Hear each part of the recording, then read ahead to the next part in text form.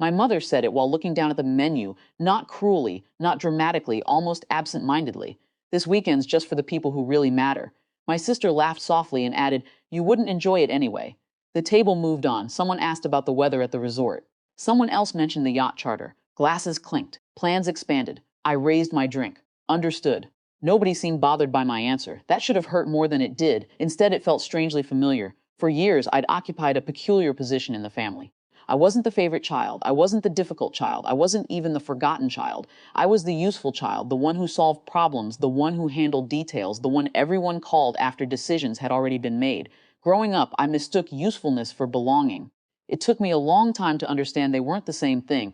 That dinner ended around 9. My parents left excited about the weekend. My sister spent half the evening posting countdown photos online. I drove home. The city was quiet. At my apartment, I opened my laptop and reviewed the reservation folder, the luxury resort booking, the marina package, the spa reservations, transportation arrangements.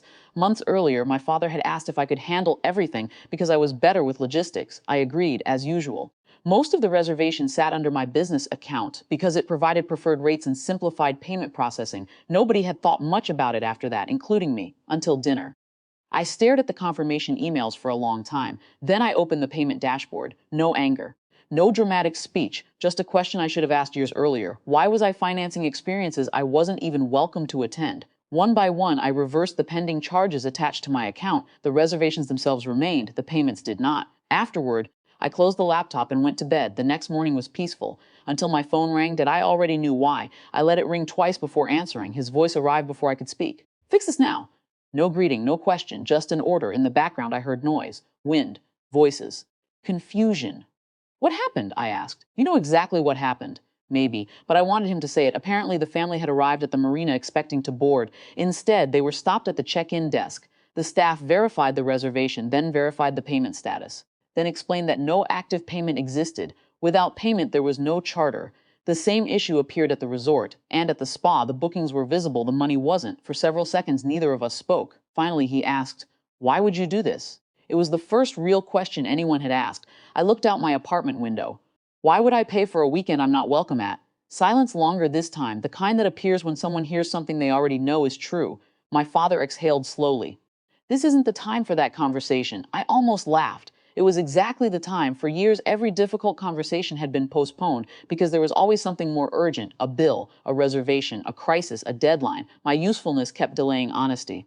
Now the honesty had arrived anyway. The following hours became a storm of messages. My sister was furious. My mother was embarrassed.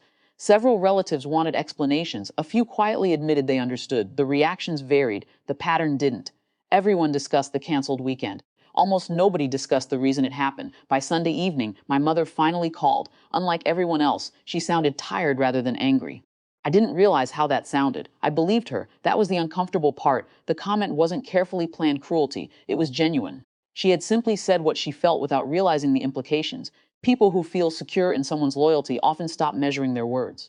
"I know," I said. Another pause. Then she asked something unexpected. "When did you start feeling excluded?" Not defensive, not argumentative. Just curious. I didn't have a clean answer. Maybe years ago, maybe gradually, maybe through 1,000 small moments nobody remembered except me. We talked longer than we had in months. Nothing was magically repaired. No emotional breakthrough arrived. But for the first time, we discussed the actual problem instead of the latest symptom. The resort eventually refunded part of the fees. The family reorganized the trip. Some plans happened, others didn't. Life moved forward. A few months later, another family vacation started taking shape. This time something changed.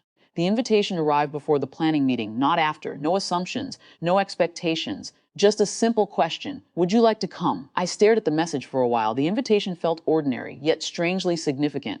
Not because I finally had leverage. Not because anyone had been punished, but because someone had finally remembered that inclusion is supposed to come before contribution. I accepted, not out of obligation, not out of guilt. Because for the first time in a long while, it felt like I was actually invited.